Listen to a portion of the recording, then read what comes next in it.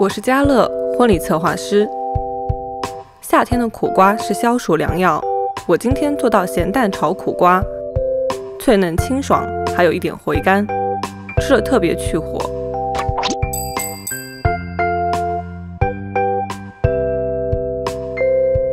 先将咸鸭蛋的蛋白切细碎，咸蛋黄整颗留用，苦瓜对半剖开，挖去籽，斜切成薄片，把苦瓜装入保鲜袋，加一点盐，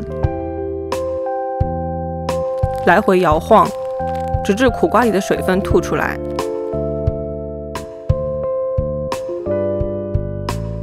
起油锅，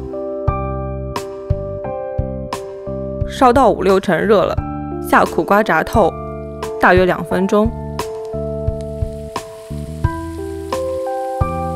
这样尽可能逼出苦瓜里的水分。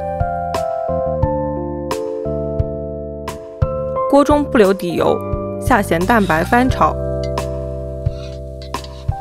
再将苦瓜回锅炒匀，然后下咸蛋黄，稍稍压碎，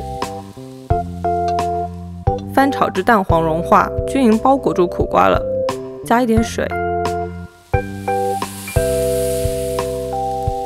蒜末、葱花，关火。这样炒出来的苦瓜好吃又清爽。我今天的方子有参考台湾的名厨阿基师，苦瓜用盐腌一下，让里面的水分出来，这样会让苦瓜的口感更脆一些。用保鲜袋装着摇，是为了保证渗出来的苦水能包裹在苦瓜上，这样炸的时候不容易焦。